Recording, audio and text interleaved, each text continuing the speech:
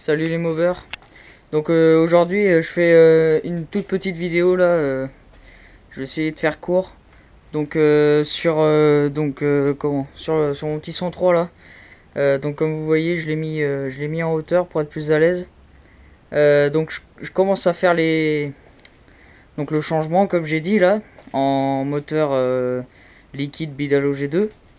Alors qu'est-ce que je travaille sur quoi en ce moment? Donc en ce moment je travaille sur mon radiateur. Fixation de mon radiateur. Donc en fait, j'ai pas les fixations d'origine Peugeot. Donc j'ai pas pu me les procurer. Donc du coup, par contre j'ai le radiateur. Donc du coup, ce que je vais devoir faire, c'est l'adapter, l'adapter sur mon cadre, mais sans les fixations d'origine. Donc du coup, comme vous voyez là, pour l'instant, il y a une petite plaque en acier là. Alors, cette plaque là elle est prise donc sur les trous qu'il y a dans le cadre. Déjà il y en a deux ici, donc c'est du 4, donc il y a des petites vis de 4 avec des écrous derrière, et donc cette plaque là elle va être redécoupée bien sûr. Là pour l'instant elle est juste mise comme ça, c'est provisoire quoi, le temps de faire les mesures et tout ça. Et aujourd'hui qu'est-ce que j'ai fait? Donc j'ai fait des sortes d'équerres comme ça là. Parce qu'en fait donc j'ai comme idée donc ces équerres là, donc AG, donc haut gauche, ils ont leur emplacement. Voilà, donc celle-là mettons elle vient ici. Et donc comment oui, donc alors sur le radiateur d'origine il y a des trous là sur le côté. Ces trous là je les ai taraudés afin de mettre des vis de 8 mm. Et ensuite, donc j'aurais comme idée de mettre des sortes d'équerres que je viens de créer comme ça là. De percer ici, mettre une vis ici, percer là. Donc bien sûr, il y en a une autre. Alors attendez, au droit là, voilà. Vous voyez l'histoire un petit peu. Donc l'autre la mettre ici. Et comme ça, là entre les deux, il y aura cette plaque là. Une vis ici. La même chose en bas. Et du coup mon radiateur sera fixé. Une vis ici qui viendra là, hop, comme ça il sera tenu à 2 points. Donc bien sûr, bon là pour le moment c'est un peu comme ça, les angles sont vifs et tout ça. Enfin là ici ça va être découpé, les angles vont être arrondis et tout ça. Pour l'instant c'est juste vraiment fait un petit peu grossier quoi on va dire, pour parce que après je vais prendre les mesures exactes afin de les finir bien propres.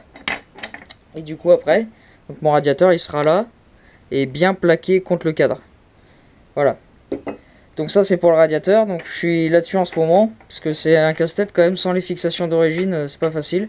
Mais j'ai pas envie de me les procurer d'occasion, les fixations d'origine, parce que j'ai envie de faire un petit support maison quoi. C'est comme ça, si ça marche pas, c'est mieux quoi. Au moins on a passé du temps un petit peu à adapter la pièce quoi.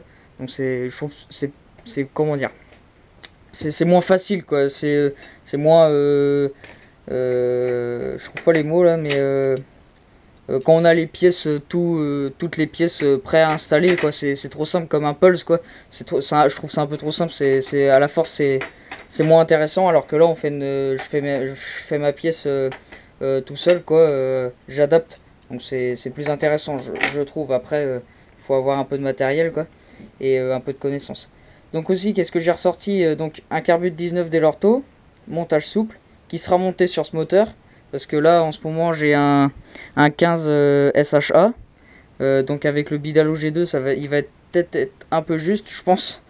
Et puis avec un 19 je vais pouvoir exploiter toute la puissance de ce kit.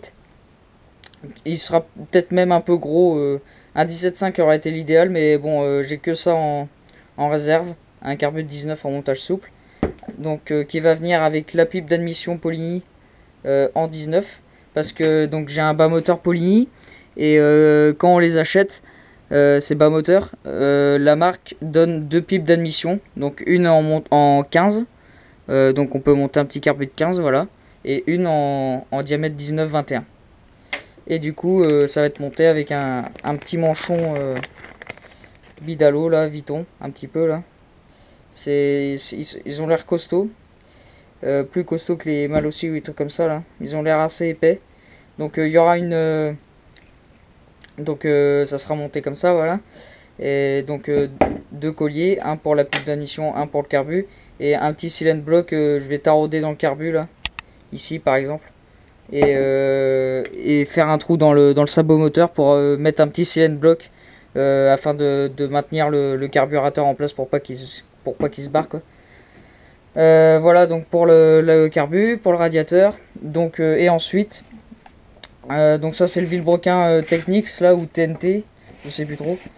Donc qui est tout neuf et qui va être monté sur ce moteur. Donc bon, je sais pas ce qu'il vaut ce Villebrequin. En tout cas, il est neuf.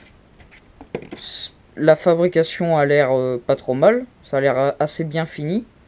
Donc ça c'est les roulements que j'ai mis qui sont neufs, des NTN C3 là. Donc bon, le Villebrequin il est à 50 euros. Alors je sais, il y en a, ils vont me dire oui, t'es malade de monter ça sur un moteur Bidalo, ça va casser. Moi, comme j'ai dit, j'ai jamais vu de casse Villebrequin à l'intérieur, c'est-à-dire mettons au niveau de la cage de la bielle ou des trucs comme ça, quoi. Les seules casses de Villebrequin que j'ai vues, c'est au niveau de l'extérieur, ici, ça casse là, parce qu'on sait que sur les 103, les Villebrequin de 103 SP MVL, la queue de Villebrequin côté Vario est super longue et très fine, donc assez fragile. Alors bon, c'est peut-être là que je redoute un petit peu, mais je pense qu'autrement, de toute façon, les jeux au niveau du pied de bielle, ils sont bons. Donc il y a pas de raison, quoi. Je pense pas il va me lâcher en route. Surtout qu'il est tout neuf, donc jamais été monté, jamais tourné, donc j'ai confiance en ce Villebrequin. Voilà. Donc c'est un type origine renforcée comme ils disent, mais bon, en gros c'est un Villebrequin d'origine, quoi. Peut-être pas avec comment dire, les qualités d'un vrai Villebrequin d'origine, mais bon, en tout cas il a l'air assez propre, donc j'espère qu'il va faire l'affaire. J'ai de gros doutes. Je pense pas il va me lâcher sur le moteur à l'intérieur. Je veux dire au niveau de la bielle et tout ça. Je vois pas pourquoi. Je vois pas pourquoi ça lâcherait. Parce que souvent, des fois même, on achète des Villebrequin renforcés, Doppler et des trucs comme ça. Et moi, j'ai déjà vu. C'est toujours pas à l'intérieur, mais toujours pas de casse au niveau de la bielle. Mais souvent, des gens qui cassent la queue de leur Villebrequin sur des Dopplers. J'ai vu ça à 2 ou 3 reprises sur les forums. Donc bon. Donc comme quoi on croit acheter des fois de la bonne camelote à 150 euros et en fait c'est pas forcément mieux. Donc bref. Dans tous les cas, ça c'est mon choix. Je vais monter ce Villebrequin là.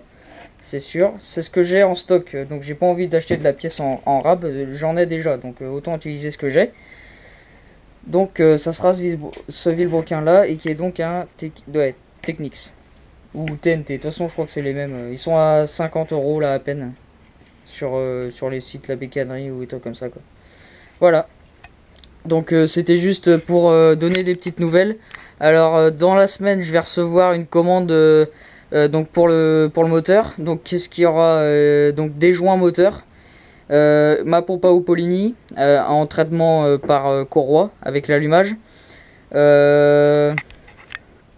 J'aurai ça, 2-3 petites conneries. Je vais changer les revêtements là, une petite casquette de phare. Voilà, plein de petits trucs. Mais aussi des joints, tout ce qui est joints, joints spi et tout ça. Pompe à eau, ça a été commandé, donc je vais pouvoir monter le moteur.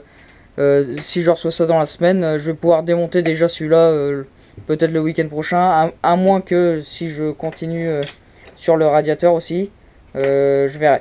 Dans tous les cas, je ferai une vidéo démontage moteur 103 SP MVL. Voilà, je ferai une petite vidéo démontage. Un peu tuto pour ceux qui connaissent pas trop comment que c'est fait ou voilà. Et puis pour voir l'état du moteur, enfin l'état au bout de 5000 km quoi environ, voilà. De toute façon, tout est en bon état, je suis sûr, à l'intérieur, mais voilà, pour vous faire partager un petit peu le démontage du moteur. Voilà, donc c'est à peu près tout. Je vais vous laisser là, voilà, je voulais faire une petite vidéo. Ouais, donc autrement, voici l'acier que j'utilise là, c'est, vous trouvez ça, c'est du fer plat en fait, un peu comme ça là. Donc 1 mm d'épaisseur. Donc c'est de l'acier. Ils mettent un revêtement là-dessus pour éviter que ça rouille quoi. Donc ça coûte pas très cher, ça se trouve dans tous les magasins de bricolage. Oui aussi ces trucs là ça va pas rester brut gris comme ça hein. Je vais les poncer bien propre. Je vais acheter une bombe de peinture noire brillant et ça sera peint, ça sera repeint. Tout comme le radiateur, je pense qu'il va être repeint parce que ça m'énerve, il est un petit peu... Il y a des... La peinture est propre mais bon il y a des petits endroits comme ici là. Ça, il a pris un petit peu de jetons quoi. Donc de jetons, pardon. Donc je vais sûrement le repeindre aussi, comme ça j'aurai un ensemble noir et les pattes on les verra même pas quoi. Ça sera bien intégré, plus la peinture noire du cadre, on verra plus rien quoi. Voilà. Pour que ça soit, faut que ça fasse un ensemble quoi. Bien propre et qu'on voit pas les pattes en acier comme ça. Voilà, bon bah une petite vidéo rapide là pour montrer l'avancement. Peut-être le week-end prochain une autre vidéo sur le démontage du moteur, je sais pas trop encore comment que ça va se passer. Voilà, donc je vais vous laisser là-dessus. Eh bien écoutez, continuez à suivre ma chaîne YouTube.